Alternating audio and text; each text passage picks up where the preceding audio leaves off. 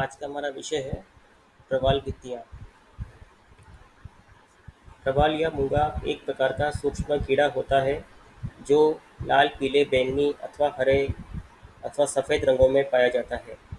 प्राणी विज्ञान के अनुसार प्रवाल एक मांसल एवं चूनास्रावी जीव है जो मधुमक्खी की भांति छत्ता बनाकर विकसित होता है।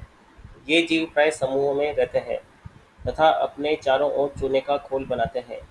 खोल के अंदर जीव की मृत्यु हो जाने पर नए प्रवाल अपना खोल बनाने लग जाते हैं। इस क्रिया के कारण लंबे समय के बाद एक विस्तृत भित्ति-नुमा संरचना बन जाती है जिसे प्रवाल भित्ति कहा जाता है। तो इस प्रकार से प्रवाल का परिचय है। ये प्रवाल का चित्र है। ये समुद्र में पाए जाने वाले विभिन्न प्रकार के प्रवाल हैं। प्रवालों को सामुद्रिक वर्षा वन भी कहते हैं क्योंकि प्रवालों में उष्णकटिबंधीय सदाबहार वनों की अपेक्षा अधिक विविधताएं पाई जाती है। प्रवालों की 10 लाख से अधिक प्रजातियों का अनुमान है, जिनमें से केवल 10% का ही पता लगाया गया है। प्रवालों के विकास के लिए कुछ आवश्यक दशाएं होती है। तापमान 20 से 21 डिग्री सेंटीग्रेड के मध्य होना चाहिए। सागर की गहराई अथवा जहाँ पर प्रवाल विकसित होते हैं उस स्थल खंड की गहराई 200 से 250 फीट होनी चाहिए।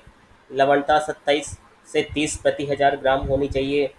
स्वच्छ जल और स्वच्छ तलछट मुक्त होना चाहिए। इस कारण नदियों के मुहानों पर प्रवाल नहीं पाए जाते हैं क्योंकि नदियाँ तलछट या फिर जो अपने साथ अपर्दन के द्वारा लाई गई सामग्री वो लेकर के आती हैं।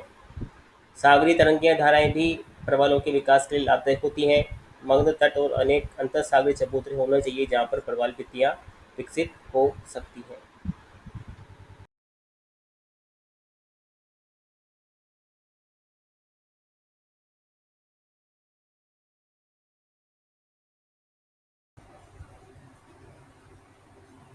पृथ्वी अपनी धुरी पर चक्कर लगाने के साथ साथ सूर्य के चारों ओर भी चक्कर लगाती है।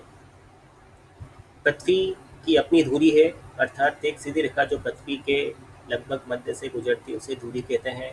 पृथ्वी अपनी धुरी पर सीधी नहीं है बल्कि कुछ झुकी हुई है। यह झुकाव 23.5 डिग्री का है। पृथ्वी अपनी धुरी पर घूमने के साथ साथ सूर्य के चारों ओर भी चक्कर लगाती है, जैसा आप देख रहे हैं। सूर्य के चारों ओर चक्कर लगाने को परिक्रमण तथा पृथ्वी के अपनी धुरी पर घूमने को परिभ्रमण कहा जाता है।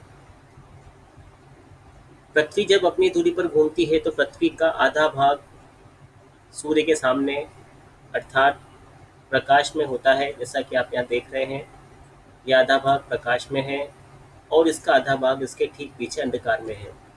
ये पृथ्वी अपनी दूरी पर चक्कर लगा रही है पश्चिम से पूर्व की ओर। इसे रोटेशन कहा जाता है, परिभ्रमण कहा जाता है। सूर्य की किरणें इस समय भूमध्य रेखा पर सीधी पड़ रही थी, जैसा कि आप देख रहे हैं। तो पृथ्वी के परिभ्रमण गति के कारण दिन और रात बनते हैं। सूर्य का प्रकाश जिस आधे भाग पर पड़ता है वह दिन होता है और जिस आधे भाग पर सूर्य का प्रकाश नहीं पड़ता है वहाँ पर रात्रि होती है। जब सूर्य की किरणें भूमध्य रेखा पर सीधी पड़ती है तो उसे विषुव कहा जाता है। ये दो प्रकार का होता है, शरद विषुव और बसंत विषुव। सूर्य की किरणें 21 जून को कर्क रेखा पर और 22 दिसंबर को मकर रेखा पर सीधी पड़ती है। जब सूर्य की किरणें कर्क रेखा पर सीधी पड़ती है तो उसे कर्क अयनांत, और जब सूर्य की किरणें मकर रेखा पर सीधी पड़ती तो उसे मकर अयनांत के नाम से जाना जाता है। 23.5 डिग्री उत्तरी गोलार्ध को कर्क रेखा, 23.5 डिग्री दक्षिण गोलार्ध को मकर रेखा कहते हैं। भूमध्य रेखा पर दिन की अवधि बराबर होती है, 12 घंटे का दिन और 12 घंटे की रात होती है। और जब सूर्य उत्तरायण अथवा दक्षिणायन होता है तो प्रत्येक गोलार्ध में दिन और रात की अवधि इस तरह से इस हिसाब से बदलती चली जाती है। पृथ्वी अपनी धुरी पर घूमने के साथ साथ सूर्य के चारों ओर भी चक्कर लगाती है और इसी के कारण से कभी सूर्य की किरणें कर्क रेखा पर सीधी पड़ती हैं, जैसा कि आप यहाँ देख रहे हैं। यहाँ पर किरणें कर्क रेखा पर सीधी पड़ रही है ट्रॉपिक ऑफ कैंसर पर, यानी कि यहाँ उत्तरी गोलार्ध में ग्रीष्म ऋतु है। इसे ग्रीष्म अयनांत या कर्क अयनांत के नाम से जाना जाता है। इस समय दक्षिण ध्रुव पर सूर्य का प्रकाश नहीं पहुंच पाता है क्योंकि सूर्य की सीधी किरणें कर्क रेखा पर पड़ रही हैं। और आप देख रहे हैं सीधी किरणें पड़ रही हैं कर्क रेखा पर, और जैसे जैसे कर्क रेखा से हम दूर होते जा रहे हैं वैसे वैसे किरणों का तिरछापन बढ़ता जा रहा है। ये स्थिति होती है 21 जून को। 21 जून को उत्तरी गोलार्ध में ग्रीष्म ऋतु और दक्षिणी गोलार्ध में शीत ऋतु पाई जाती है। दोस्तों, ये स्थिति उत्तरी गोलार्ध में ग्रीष्म ऋतु की है और दक्षिणी गोलार्ध में शीत ऋतु की है। इस समय उत्तरी गोलार्ध पर 24 घंटे सूर्य का प्रकाश प्राप्त होता है और दक्षिणी गोलार्ध पर 24 घंटे या सूर्य का प्रकाश प्राप्त नहीं होता है। 24 घंटे के बराबर रात्रि होती है।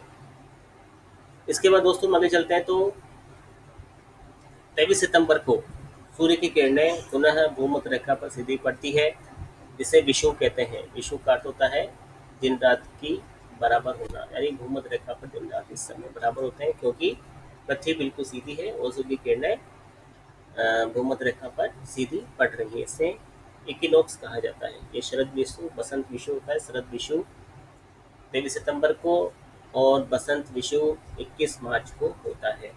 यहाँ पर आप देख रहे हैं तो कि इस समय भूमध्य रेखा पर जो किरणों का कोण है वो 90 डिग्री का है। कर्क रेखा और मकर रेखा पर 66.5 डिग्री का है, और जो ध्रुवीय क्षेत्र हैं वहाँ पर जो इनका कोण है वो 23.5 डिग्री का है। इसी कारण से ध्रुवीय क्षेत्रों पर प्रकाश की प्राप्ति कम होती है। तो ये दो स्थितियाँ थी, एक तो कर्क रेखा पर सीधी किरणें पड़ने वाली और दूसरी भूमध्य रेखा पर सीधी किरणें पड़ने वाली। इसी प्रकार एक स्थिति होती है, वो होती है जब सूर्य की किरणें मकर रेखा पर सीधी पड़ती है, जिसे